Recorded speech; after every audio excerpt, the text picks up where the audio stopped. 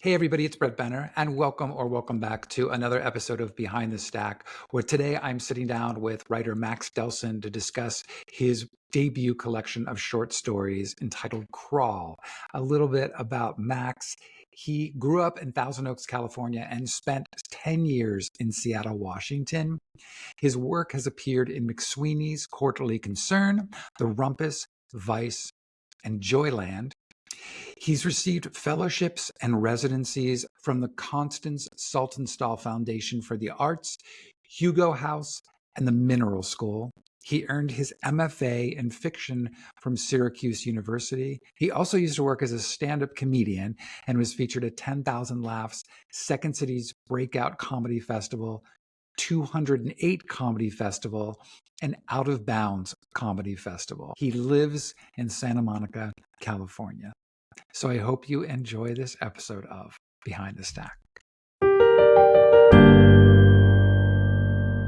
I'm really so happy to be sitting down today with Max Delsohn for his brand new debut novel, his book of short stories, Crawl, which is so fantastic. And Max, I'm going to let you hold the book up so everyone could see its gorgeous cover. I have to say, when I first saw this come up, I think it was, this is a Kirkus Reviews starred review, and congratulations on that. It's also an Indie Next choice for November, which is amazing. But I think the gummy bears were what immediately first drew me to the cover. But then I read the review and I was like, oh my God, I have to read this. So congratulations. I'm so thrilled that you're here. Oh, thank you so much, Brett. I'm psyched to be here. I say this all the time, like when I review books or when I'm talking about books, I'm always like, I'm not much of a short story fan. And yet I keep feeling like I'm going to have to revise that statement because I've come across so many amazing collections in the last few years. And yours is absolutely one of them, where the thing, I guess, with short stories, sometimes I feel like, you'll get like two great ones and then two fairly good ones and then three middling to bad. There is none of that here. Like every single one of these stories it's just knocked out of the park, and they're so complete. And one of the things I'm realizing, what, like, if a short story works for me, I want it to keep going. And there are so many of your stories here that I wanted to keep going. And so anyway, I thought they're great. Thank you so much. I want to back up a little bit on you because I'm fascinated by your whole background. First of all, you and I've kind of traded positions because I know you're in California. I knew you grew up in Thousand Oaks, and you were the oldest of three, correct? Yes, still true. Yeah. So are you from Los Angeles? No, I'm originally from Pittsburgh, but I lived in Los Angeles for about 31 years up until 2 months ago, and now I'm on Bainbridge Island off of Seattle. Oh my gosh. Yes. Yeah. I was like, for the listener's sake, I'll just say all the stories are set in Seattle. And when I was writing the book, it crushed me to not be able to get some Bainbridge representation in the book. Oh my God, really? Yeah, because it's not like I was there like all the time, but it's like it's kind of where my partner and I like did like one of our like anniversaries like on Bainbridge, or we got an Airbnb and just like stayed for a few days. Or my best friend and I had like a truly it was a lot of fun, just like day drunk experience on Bainbridge Island. We went to I don't know if they still have it, but there was this coffee shop that served absinthe. Do you have any idea what I'm talking about? No, well, no, and this is what's so fascinating about it, and this is another reason why I couldn't wait to sit down with you, because not that we have to do some kind of deep dive into Seattle, because frankly, I can't, because I don't know it well enough yet. Sure, you're new. And you've probably been away from it long enough now that I'm sure some of it's changed. And I'm still just figuring out the island, because we haven't been here long enough to even, like, with work. And then I told you I'd gone away for a little bit. So yeah, but I'm trying to think if that's like Pegasus. There's a coffee shop called Pegasus. It was Pegasus. I was going to say Pegasus, and I was worried that wasn't the name. Like, no, it's absolutely still there. Yes. Yes. I don't Yes. know what the absinthe situation is there, but it was a Now lot I of gotta fun. have to go down and look. I have to. Ask them. I mean, at the very least, they should know that they did once serve absinthe. There's the I don't know if that old fashioned candy shop is still there. Oh my I God, love that's all Bainbridge still because there. it's like very like small town feeling, just like very very small.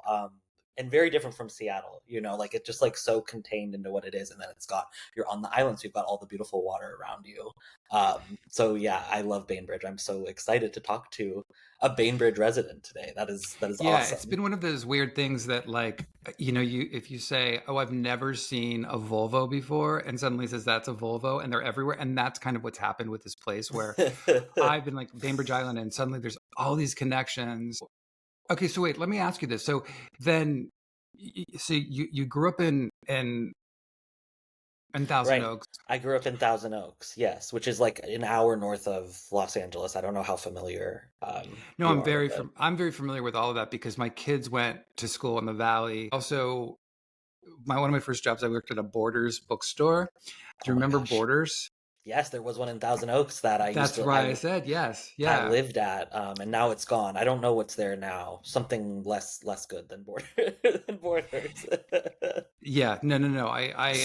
But yeah, I was a manager at a Borders, but I remember because I remember the Thousand Oaks Wow. store and all of that. So yeah. Now, is your family still all there? Yes, my family is still in Thousand Oaks. Well, my parents are in Thousand Oaks. I have my two younger siblings. One of them is in Seattle. Also went to Seattle for college and stayed around. And then my other sister is in New York City. Yeah, and so this large tour I'm about to do, I get to see both of them, which is going to be really nice. So yeah, but yeah, my parents are still in Thousand Oaks, and it's been great. I mean, we're in Santa Monica now, Oh, beautiful. so not quite Thousand Oaks. Prefer it much prefer it to Thousand Oaks. A lot more interesting stuff going on. Yeah, and then I was in Southern California until I was 18. I went to Seattle for college, and then I was there for 10 years. Um, and yeah, during the 2010s, which just so happens to be when all of these stories in Crawl take place. Yeah, and we'll get into the book in one second, but one of the things you said is growing up in Thousand Oaks prompted you to be an entertainer, which I loved that you said that. But did you know, I had two questions. First of all, and one of the things I love about the book is you were so fucking funny. And I did Oh. not expect that to happen. And then I was like, when I saw you were a stand up, I was like, oh my God, there's so much to also unpack here. Um, Mhm. did you know from a young age that you wanted to write? Was that always something that was there for you?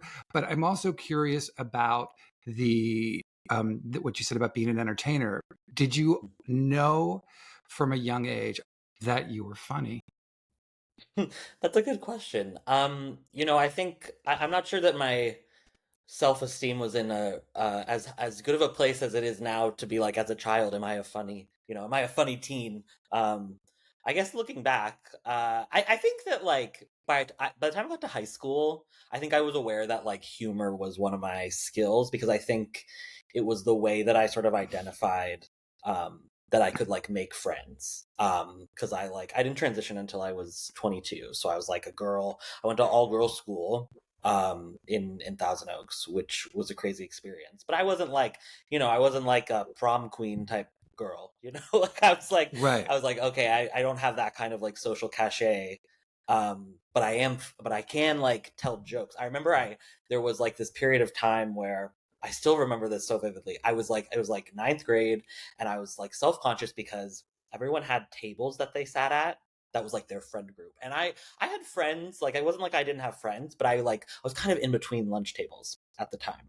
And I Mm. remember what I would do is I would like think of a story that I'd be like, this is my story for this week or a couple weeks. And I would go to each table and I would like be like, hey, and I would tell my little story and I would make people laugh. And by the end of my like senior year, I was quite popular in terms of I had a lot of friends, but it was really because I was sort of my high school gave everyone superlatives in their senior year as like a fairness thing, and I got best storyteller, which I was not campaigning for actively, but so yeah, so I did have an awareness of that and an awareness of like being an entertainer. The other thing was I had a blog that I started when I was in 10th grade that, Wow. it was different because it was like before social media was what it was now. It was Blogspot, if you're familiar. Yeah, Blogger yeah. or Blogspot, whatever it actually is called, but it was called The Computer Listens Better Than You. And it was for Blogspot, it like went semi-viral. It's a blog spot. And it was just me talking about being a lesbian at an all-girls school. And I would have friends at school or friends even at other schools who would be like, oh, I read your blog and I think you're so funny. And that's how I made friends. I started dating people through people who like read my blog first. So that like for me, like putting myself out there through being funny, writing has been a really big part of my life. The other thing I'll say is my father is a writer also. He worked for many years at ESPN Mm. as a sports journalist, but he also writes sports biographies. So he's really, really into writing and, read to us, all three of us, a ton when we were kids, and has always been extremely supportive of me pursuing writing. Um, yeah, technically my first publication was when I was 10 years old. I got a poem there was I don't know if it's still, I clearly haven't read the LA Times recently enough, but there was like a children's section of the LA Times, and my Oh, wow. poem about firefighters when I was 10 was in the LA Times. That was my big claim to fame. Yeah, I'm like, I don't know if my father pulled some strings for that or what. But so yeah, so it was definitely something that I was really into. I remember, just like, yeah, when I was a kid, like anytime we had to write like a poem for school, I feel like the teachers would always like pay attention, and I got a lot of joy out of it. And I read so much, like I read,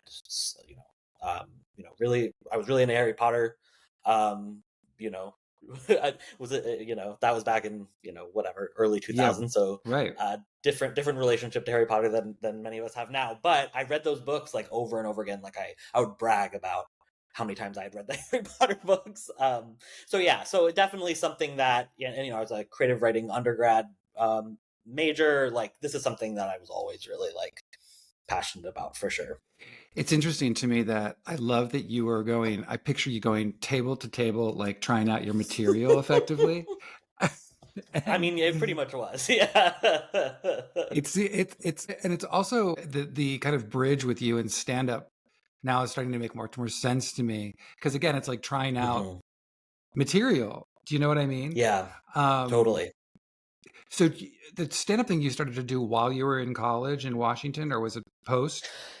It was like very shortly after I graduated. I did my undergrad in creative writing, and I graduated, and I did my undergrad, and I did workshops, and I did like a creative writing thesis, and like that was great. I wrote like a little. I was really like thinking I would do creative nonfiction for a long time because I started with the blog, and then I was like writing like personal essays kind of, and that was also like 2011 to 2015. So that was like the personal essay like boom. So it was really sort of like a zeitgeist kind of like, there was like a certain understanding of like personal essays that I would argue maybe isn't there in the same way now. But then I got out of college and I was like, oh, how do you even like be a writer, like quote unquote? Like I actually don't Yeah. even know what this is. So I just immediately got like a front desk job. And that's pretty much like, my day job stuff has mostly been like things like front desk, admin, like that kind of thing. And then I kind of fell into stand up. I mean, I was always a really big stand up fan. My dad and his whole side of the family, like working class Jews from Chicago, they were like, we love our humor. Like my dad is a stand up freak, so he showed me so much of it as a kid. So I was always really into stand up. And then basically what happened is I did a reading in Seattle at a bar that I'm like, I hope it's still there, Chop Suey. But yeah, so I was reading. And someone came up to me and was like, have you considered doing stand up? Like this, almost like I was reading a personal essay. That was like, this kind of feels like a more of like a stand up. And like that person did stand up and they were like, you should come to an open mic. And I had the very fortunate experience of doing my first open mic and crushing, which like can Oh my happen, God. pretty rare, but it's beginner's luck because in the next like 50, I just bombed. But the first That one was was the amazing. And that was probably the worst thing that could have happened too, because we're like, well, this is easy. Oh yeah, and then I was humbled. I was thoroughly humbled for many shows after that. Not to get it twisted, but so yeah, so I did it and I loved it. So I did stand up for about 5 years, and I was kind of like writing a little bit like creatively during that time. And then I sort of really realized like what an MFA was. During that time, and I was like, it took me several different people had to explain to me that there are MFAs that will like pay you to come, like that. Just to me, I was just like, what are you talking, like they'll pay me, I don't have to pay any money, and they'll, so once I learned that, I was like, okay, great. I will go get paid to write for sure. Let's see if I can do this. I had no. I wait. I did not know this information. Say this again. Yeah, so okay, so most graduate schools, it's like you gotta pay, right? Like if you want to Yeah. be, I mean, a doctor or whatever, it's like you gotta pay for med school. That is also the model for some MFA programs. Like you do have to pay to go to some MFA programs, but a lot of the really prestigious ones, like you're thinking like Iowa is like the most prestigious, right? The one I went to, Syracuse, is like very prestigious. Michigan, Michigan, all of those, they you don't pay anything to go. They pay you a stipend. So for Syracuse, it's, I think when I started, it was like $17,000 a year, which is not very much. But I was fortunate that my partner works full time, and the other thing is that cost of living is fairly low in Syracuse, so they get away with it. Mm. But yeah, so they pay you, and you go there, and you. I mean, the flip side of it is you have to like teach a class a semester for their undergrad. So it's like they're splitting your labor in that way, but totally worth it. And I'm often saying I'm preparing for my the press for this book is my Syracuse MFA propaganda tour, because I had an amazing experience. And so somebody was like, no, no, no, like you don't have to pay to go, because I was like, I can't pay to go to writing school. Like, what are you talking about? They're like, no, no, you pay. Like they pay you. Like, and so I was like, awesome. And actually, so I was at one MFA, and then I left after 1 year to go to Syracuse. I was at the Ohio State MFA for creative nonfiction. So initially, that was my plan, and then I always loved fiction, but I didn't really have confidence in myself in terms of being able to write it. And then I took my first like real fiction workshop kind of on a whim while I was at Ohio State. And that's where I actually wrote the first version of the titular story Crawl. And people really responded well to it. And I was like, oh, maybe this is what I really want to do. And maybe I could do this. So I applied to programs that, had fiction faculty that I really wanted to work with. I was like, yeah, George Saunders, that sounds cool. By And the they, way, it they, gives you they let such me a beautiful blurb on the know. book. Who gives you a Yes. beautiful blurb on your book, by the way?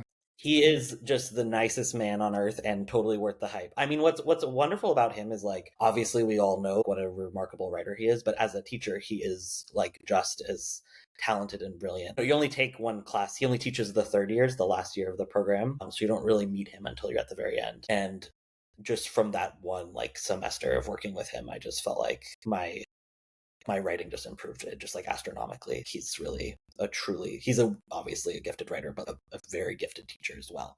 So yeah, that's how I landed there. But yeah, so originally was, the stand up, and then kind of realized that I got to the point in stand up where it was like in my last year of doing stand up, I was doing festivals where I was like traveling around a little. There was like a summer where I was traveling around a little bit. And the stand up festivals, like a bunch of comics go, and basically, you all perform like over a few days, and there are like industry people there. I remember I met like the booker for the Tonight Show was at one of them. There was a booker for like a big show in New York City, like a big stand-up showcase in New York City. There was like exec for like Comedy Central that was there. And like, when I was doing those festivals, I kind of had no business being at them. Like, it's cool that I was there, but I was not ready to be booking a half an hour or something. But I was around all these people who were, and were, like having those conversations, and were really, and I just kind of realized like at that precipice of being like, oh, am I gonna like pursue this and try to really like professionalize? I realized my heart wasn't in it, and that what I really wanted to do was like focus on creative writing. And so then I got in the MFA train, and all my dreams came true. Here we are. I'm on Behind the Stack. And did you have a focus for your sets or your material? Did you was any of it about being trans? I did material on being a transgender American. Yes, it was all trans all the way down. And so I started in Seattle, fairly liberal bubble, for the most part. There's a wonderful like feminist focused comedy open mic that I did every week, called the Comedy Nest, which was downtown, on Tuesdays, and that's where I went. And then I started to branch out to other mics that were not like the Nest is wonderful. It's like specifically like feminist focused. They like reserve half of their open mic spots for women, and non-binary people. And then I started to branch out from there, because like the way it works is like you do open mics, and then people see you at the mics, and they're like, hey, I run a local show. Do you want to be on it? Right, So you yeah. do the local shows, and then you kind of like expand from there. It was more. I like still think about this show that I did in Everett, I think it was, Washington, which is like I don't know how far, maybe like an hour or so north of Seattle, and it's like three people. The guy who was like introducing me did like a really transphobic joke, like to introduce me. And there were like three people in the audience. Two of them, it was like a woman's birthday, and they were wearing like Trump buttons. But it was like her birthday, and they were like booing me and like. And I just remember this is when I don't drink anymore, but they didn't even pay me. They gave me like, which is common. I'm like no shade, like you know. But they like gave me like a cup of whiskey, like a full cup of whiskey, and I just like downed it like in the middle of my set. I was like, okay, this is going well. So there's been all kinds of weird. I've also had like people who remember there was like this one drunk guy when I was doing a set at the Comedy Underground, which is like the big like Seattle like comedy club there.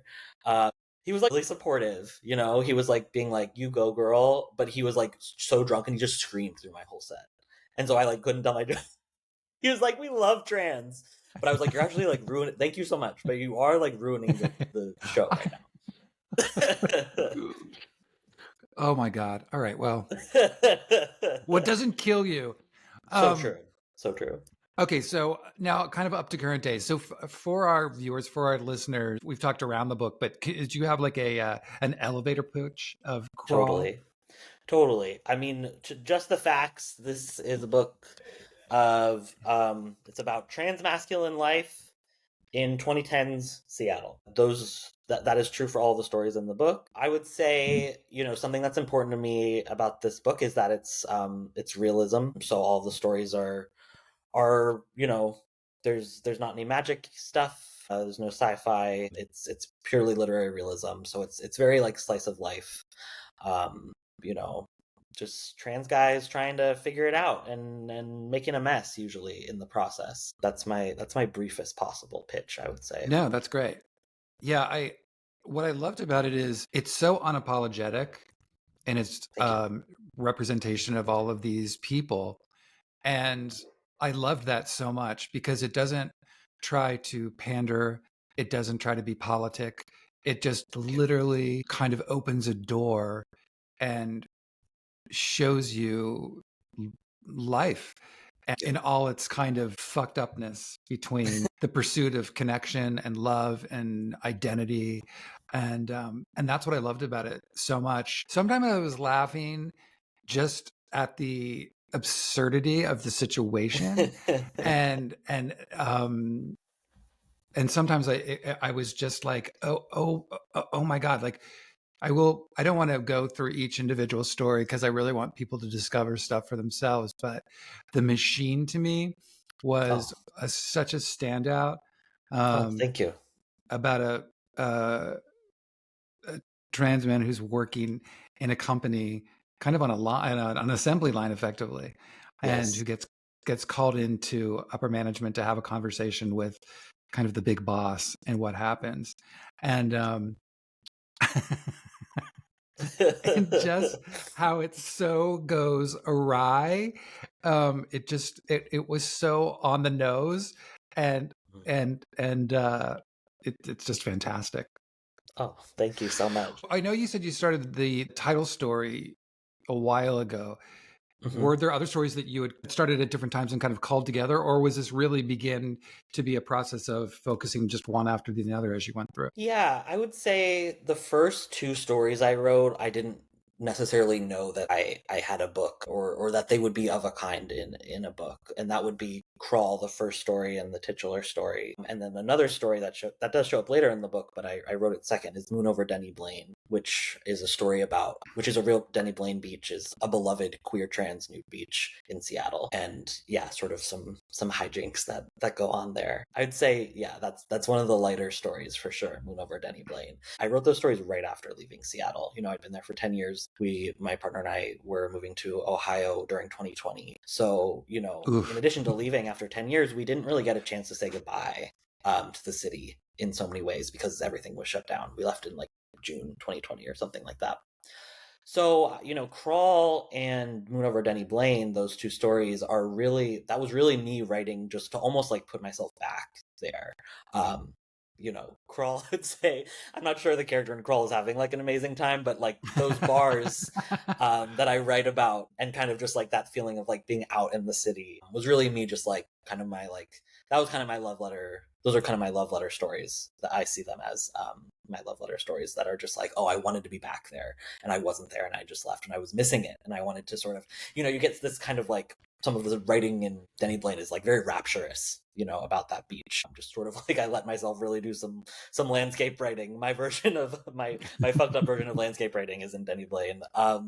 So, that was very much like, missing it. And then, by the time I was in the Syracuse MFA, like a year or so later, I wrote another story, I wrote The Bubble, and I was like, oh, I like want to write about Seattle. I want to like, you know, sort of deliver this like picture of Seattle as I knew it. And I started immediately being like, yeah, I'm writing a book about Seattle. And I was reading a lot of story collections, as part of like being excited about, I'd always read stories, short stories. But I read them in a new way once I was like, oh, I'm gonna write short stories. I'm gonna Yeah. try to pursue this in like a real way. I'm gonna try to like publish a book of short stories. Kind of this like I became kind of obsessed with this idea of like, short story collections. One way to do them is like a variation on a theme. I thought a lot about like Mary Gaitskill's like Bad Behavior, where it feels like there's like a lot of like really similar themes that are just sort of recurring, and the characters feel kind of similar. But you keep reading because it's a variation on the theme. It's sort of doing this like intellectual work that sort of like develops across the stories. So yeah, I was like, yeah, I'm gonna write about Seattle. I'm gonna write about this particular kind of trans guy. Like, we're just gonna do it. And then like there were a couple stories that I got like really, really wonderful, like enthusiastic responses from both my like other students in the program and some of my professors. And I was like, oh, I think I like maybe like I could like get an agent and publish this. Like maybe I could really do it. And that's when I started thinking about the book as a whole and being like, okay, what is like the story? What is like I'm like too many uses of the word story. What is the story I'm trying to tell by how I put these Sure. stories together and arrange them? Yeah.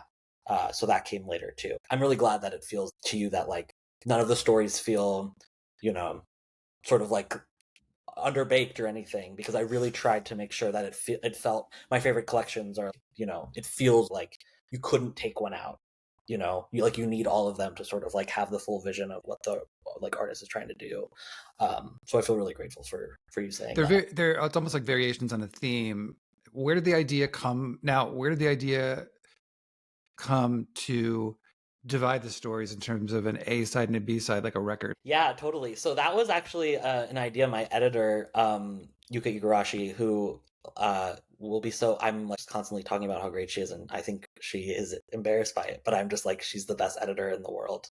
And she was so incredibly involved in like putting these stories together and then arranging them, especially. And I think, I came to Yuka with kind of not so much like exactly how the stories should be arranged, but sort of the way I wanted like energy to move through the stories. That's something I talked a lot with George Saunders about towards the end of my program. I was like, okay, because I sold the book while I was in my MFA program. So I felt really lucky because I had my professors who were able to like kind of talk me through the querying and sub and all that stuff. And he was saying that the way he orders his stories is, there's some kind of arc that you can track if you're looking for it. And he's, for better or worse, my stories, the first one's always a huge bummer, and by the end we feel more hopeful.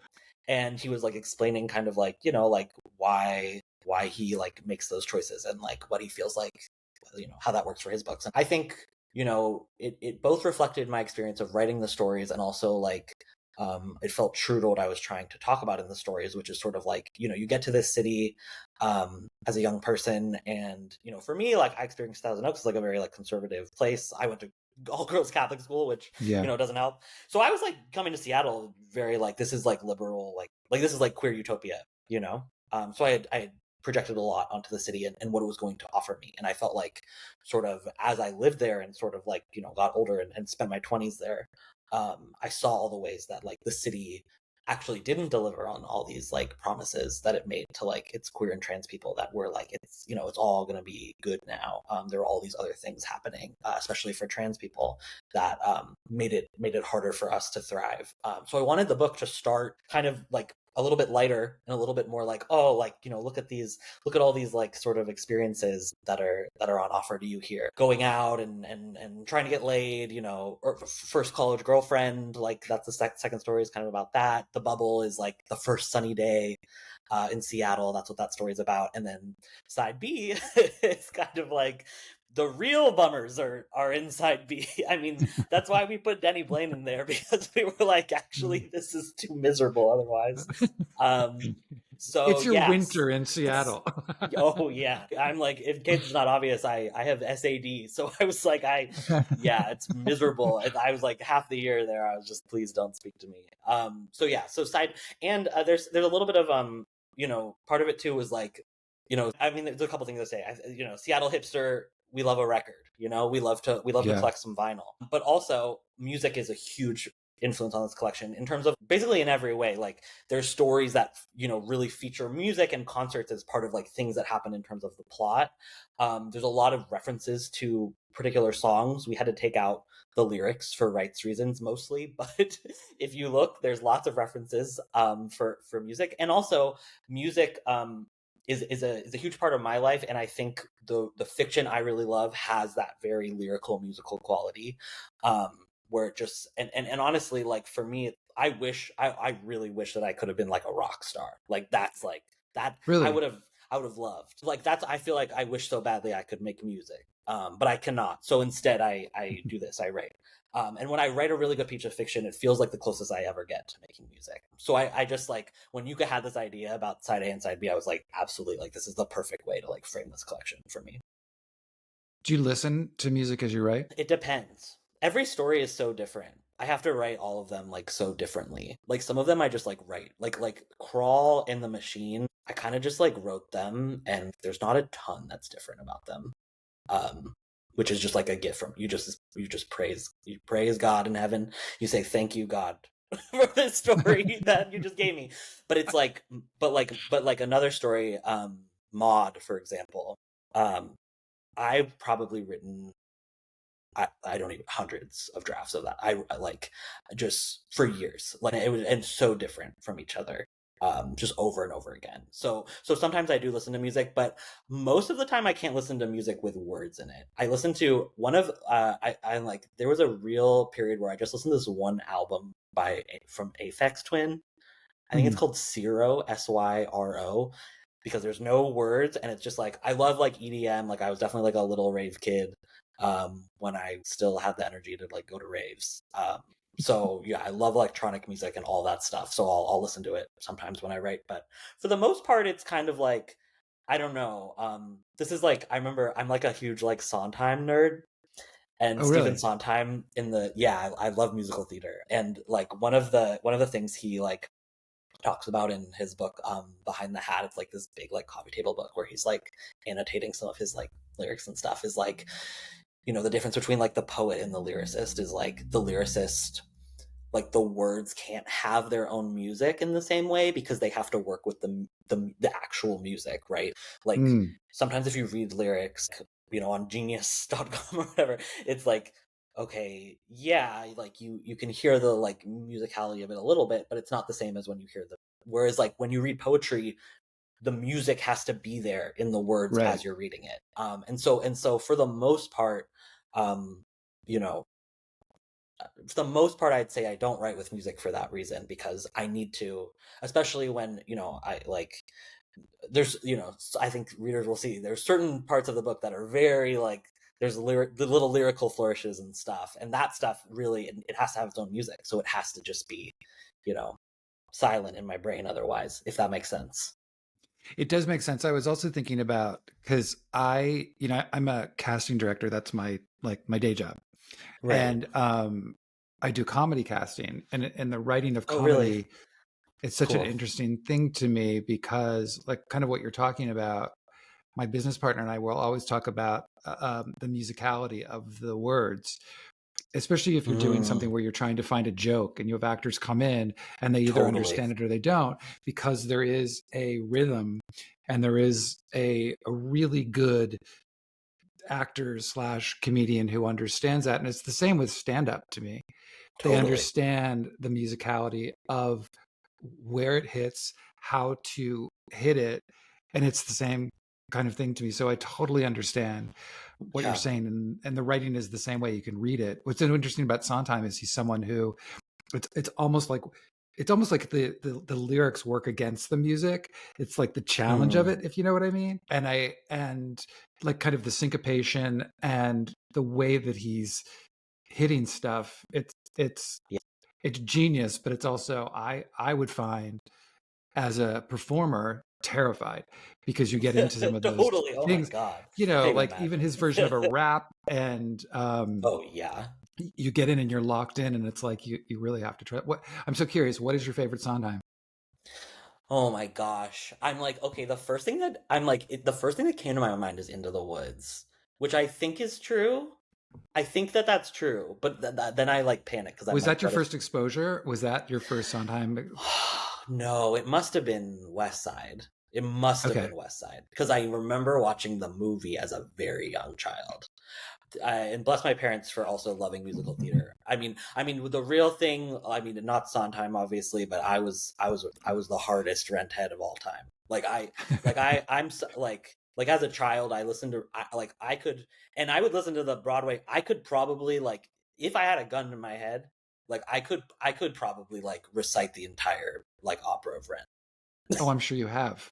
I'm like I could probably do it. Like, it'd just be yeah. But I don't know something about Into the Woods. I think a lot about kind of the like what it means to like write fiction with stakes. I kind of feel like a little bit my sources of pride around this book are like I feel like I tried to write something that felt like urgent and there are real stakes in terms of what it can offer the reader. It's been a whirlwind to hear from early readers, and it's really intense. It's like you hear from trans readers who are like, I feel like you put my brain on a page. It's just really wonderful things. And That's I think so with beautiful. Sondheim, it's just the stakes in that musical are, I mean, all of his work, I would say, but like I really feel like it's like this phrase that I've become kind of obsessed with, and I wish I could remember who originally said it, but like equipment for living. Like I feel like Into the Mm. Woods, like those songs are just like it's equipment for living. It's like a way to think about life in like a nuanced, like rigorous way. Like those lyrics, I still like all the time come back to things in that musical that I'm just like, wow, that musical, that's like an encounter. Those lyrics, that's an encounter with truth right there, So yeah, okay, maybe I was right. First thought, best thought, Into the Woods. I don't know. I don't know. Uh, yeah, yeah. That was a little tangenty on my part. I No, no, apologize. I love that. Because I no, Sondheim is my favorite as well, and I'm Love it. all about Sunny in the Park with George, just because Of I love the whole course. idea about creation and art and what it means Right. to put your art before your life, and all of that Totally. is so beautiful. And I also feel like Sondheim is one of those people. It's so interesting, like hearing you talk about Into the Woods, where you are at the point in your life when that hits with all art. Hmm. Do you know what I mean? And like what Yes. you just said about having trans individuals come out to you and say that, Yeah. and that is so beautiful to me. One of the things that I kept thinking about so much when I was reading this was the timeliness of this collection that's coming out now in terms Right. of everything Yeah. that's going on. And I was trying to figure out how to say this to you without feeling like I was being pandering is not the word, without seeming like I was and I'll just say it, which is like I think it's incredibly brave. And I feel like you as a person, just based on your life, has very much lived out and Hmm. unapologetically lived out. And I think that is so incredible. And Thank you. when I say I commend you for it, I don't mean to just be like, good for you, Max. But I really, but I really do. I think, and I think that this collection to me, why I really responded to it so much, and I thought I had to sit down with you is because I just found the whole thing so honest and real. And for me, as like a cisgendered gay man who, kind of we're all under this umbrella together, even Hmm. beyond that, just as people, it helps to show just who a trans person can be and is. And Hmm. it's Totally. really beautiful. And Thank so you. I'm so glad that that you wrote all these stories. I'm so glad that you um, shared these experiences um, because I think it's now more than ever. I think it's so necessary. Thank you so much. Yeah, I mean, yeah, it's so interesting because it takes so long to publish a book. And like I started writing these stories in 2020, where it was, not an amazing time for trans people, but also different than now in some key ways too, right?